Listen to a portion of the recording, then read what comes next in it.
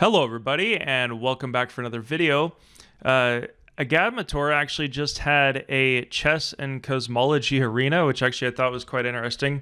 And I managed to catch it at the right time and I played in it. I was leading him first most of the way until an international master showed up, Banzius, and I got fourth overall in the arena.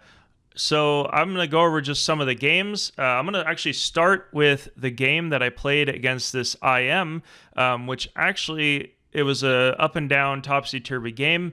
And I thought it was interesting because the past, I would say the past 2 weeks, I was really working hard on 28 days to master level chess tactics. And when you kind of go through some hard work in chess, at least for me, I kind of always get in a slump when I get back into playing and just being in the moment with it. But now it always seems to come around where you play much better than you did before. All right, so got a dry throat there. All right, let's get it. So this player is actually 24-27 rated, an IM from Romania. I did look through some of his games, and he didn't really face the highest in the pool, but by the time I got to him, maybe he was a little bit tired, I don't know. But let's look at this game. Let's see, I was actually white. Yeah, black, he did end up winning basically on time, but I had a completely winning position, and I thought it was interesting just how the game went. So it started with e4, c6. Now, I have studied this line a little bit, just the exchange Caro-Kann, where you take, and I actually learned from a non-game. So the main idea is you want to restrict this light square bishop. You don't want to let it come to f5 or g4. And I did it a little inaccurately here. Normally you won't develop this knight first off. You'll play here, you'll play the bishop here, and you'll even play h3 in some lines. You can bring the knight in, and then there's really no space for that light square bishop. All right, so I haven't really analyzed this game yet. I just put it through the computer, and I just played the arena. So, all right, so I did play h3. Now he does play g6. And I've seen this a couple times and just playing f5 anyway, or bishop to f5. Now, you don't really want to take here necessarily. I mean, it's playable, but it does open the g file, and black is actually ready to castle queenside as well. So I didn't go for that. Now, these moves look a little weird to me at first when I was looking at them, but this is another thing that I saw in Anon games where he plays not this specific position, but where you develop the knight here and you bring it to f2. And this is kind of how I do opening study, is just learning these general ideas. And overall, as you can see, I actually had a pretty good position. So actually, that's a mistake. I must have missed something here. What did I miss? So it is saying bishop takes f5. Oh, and then knight to h4. Then you attack the f-pawn. And then it's pinned on the king. I see. All right. So we just keep developing. Now, yeah, I play a little weird here. He is attacking my bishop. Let's see what it says. Queen to e3, bishop to e3. The only reason I didn't play bishop to e3, I wanted to play the knight to e3. As you can see, that's good I played that. But it's otherwise equal for these moves. And then black starts to get some advantage with this really strong knight. Going back.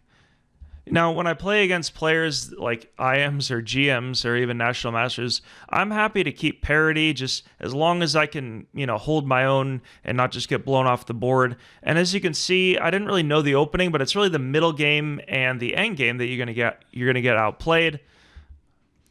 All right, so I just try to kick his pieces back. That's a blunder. Let's see. All right, so bishop to d2. Yeah, I'm a little cramped here to connect the rooks and then maybe bring it over. He plays a questionable move. Let's see. So I guess knight to b3, hitting the rook. I take. He takes there. And then I do take here. Oh, that's weird. So it looks like taking the queen is a mistake. Yeah, see, this is kind of a crazy game. So queen. Very interesting. He should have got it. He should have got an intermediary check. That's hard to see in a blitz game.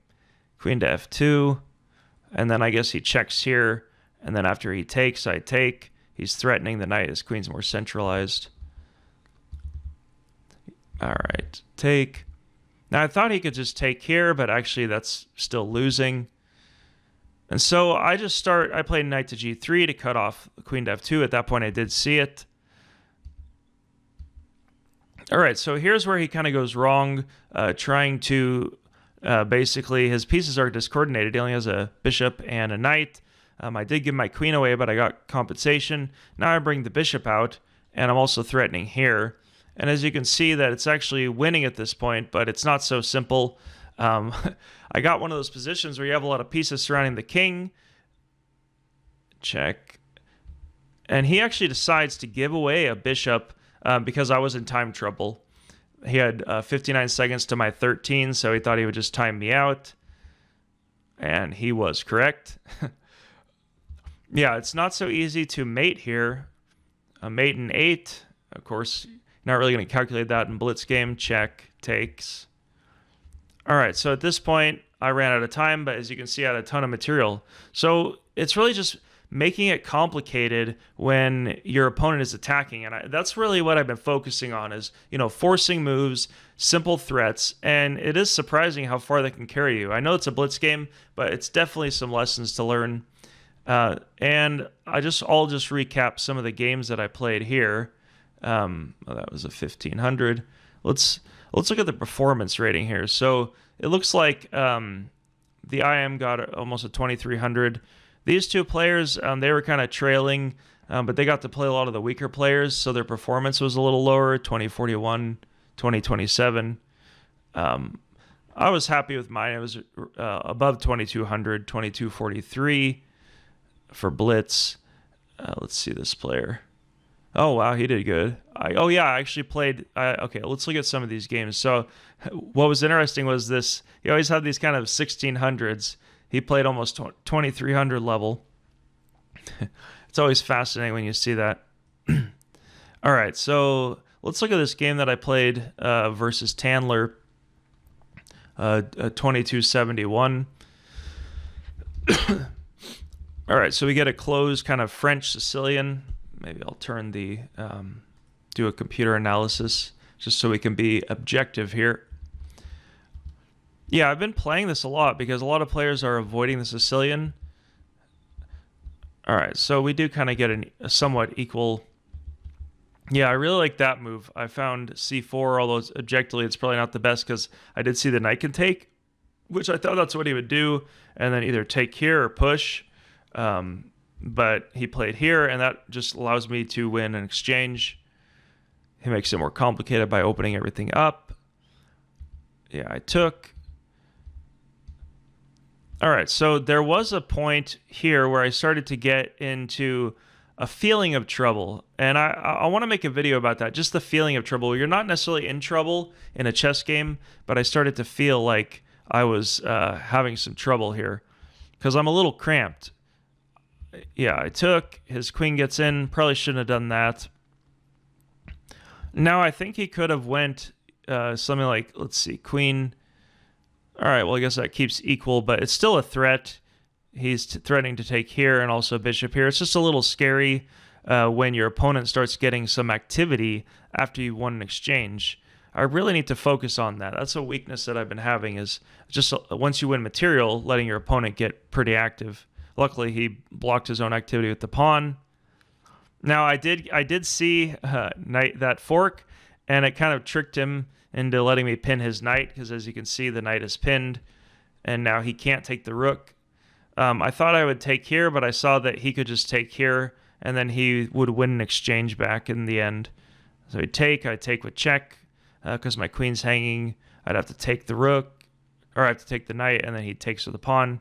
It ruined his pawn structure, but it's not good enough. Now he starts playing inaccurately. I can't take here because the rook is unprotected now. I did take, and then the rook can take. I thought maybe he'd take queen to d5. That's probably actually his best chance. The computer's saying that too. And then he does have a knight and a rook versus a queen.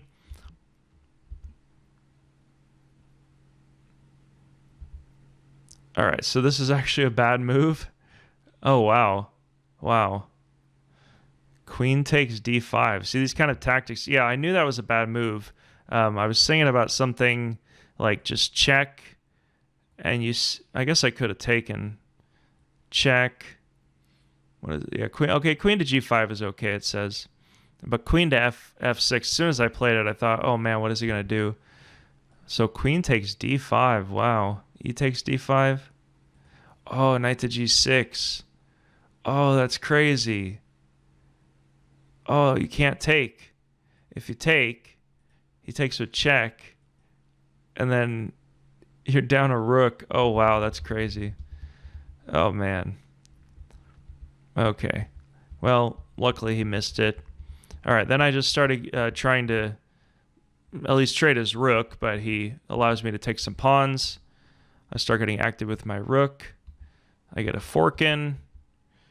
And then I offer another rook trade. He takes a pawn, and then it's a mate in 2. All right, so it's overall an interesting game. I do think once the exchange was lost, I was objectively winning, but it's still hard when you have those kind of positions. All right, let's look at one more game.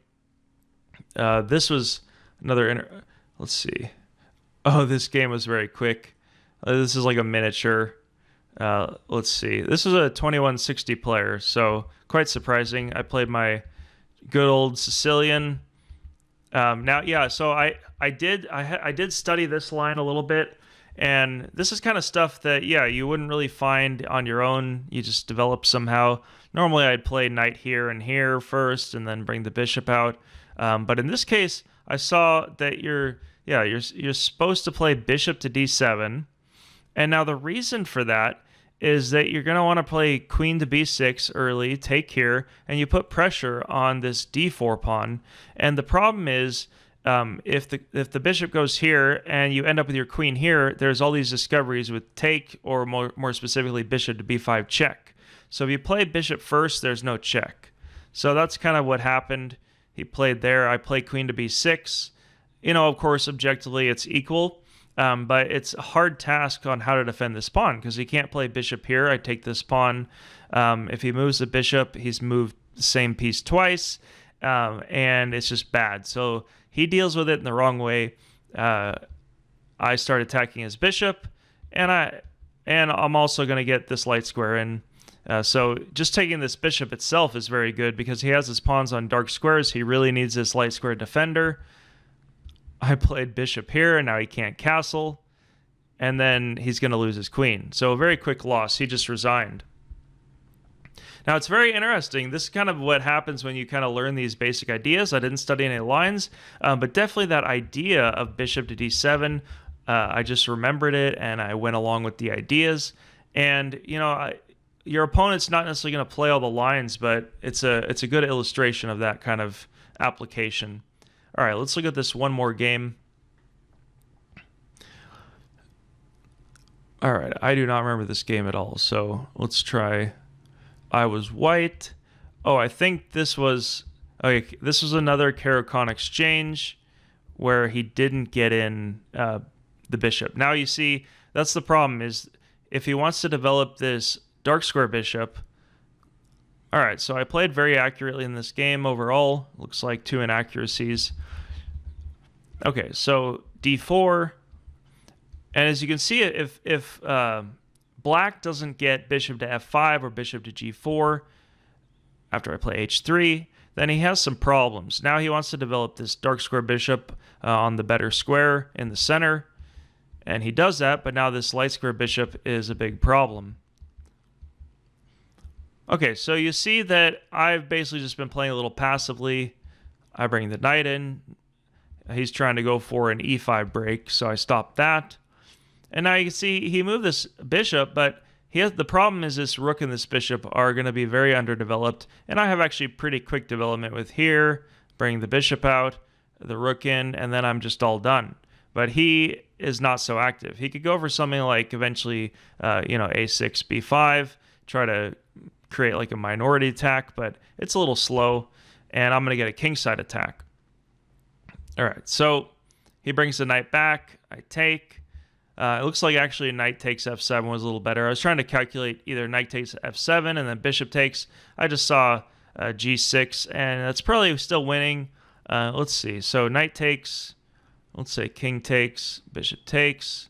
Let's say he plays g6. So he can't defend it with queen to g4. I see. Yeah, and his king is all alone sitting there. All right, so he did take that pawn. Oh, look, okay, let's go back a little bit. This is not the line. All right, so I did take, and then I took with a knight instead. So a little inaccurate. He gets the pawn back. All right, so if he trades, then I get active pretty quickly. He plays bishop to g3, threatening the rook. I just ignore it with queen to d3. And now the idea is that if his king goes over here, which it has to basically, now if he plays something like g6, yeah, I just start taking the pawns. He goes back. I played here, and now the problem is this bishop. As you can see, it's another problem in that it cuts off the coordination. If it wasn't there, it was just sitting here, the queen would actually be a lot more active. And I'm also hitting this g3 bishop, which the queen is still defending.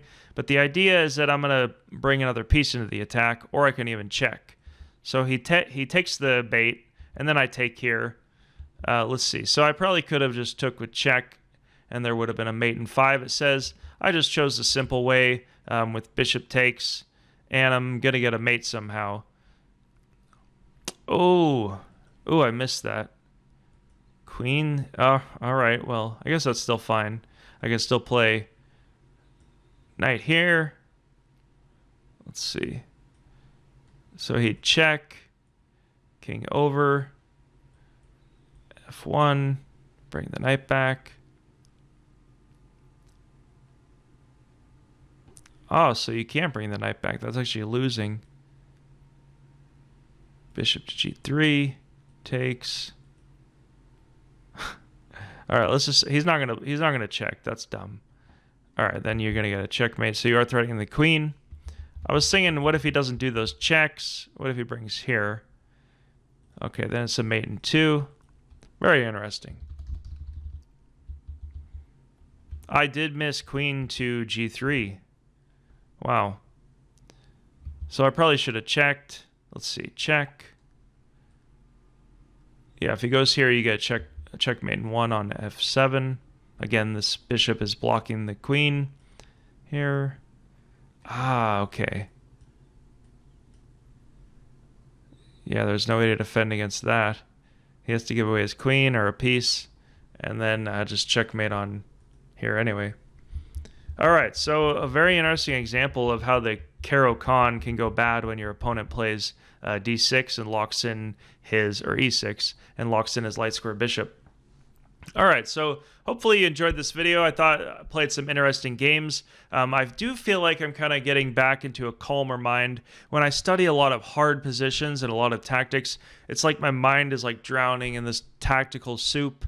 And if I take a break, which I kind of have been, just not really playing as much, especially Blitz, or just looking over one game a day or something like that, then I do feel like when I kind of get that rest, I come back and I'm sharper than ever. So leave a comment, let me know how that goes for you, and I'll see you in the next video. Thanks for watching.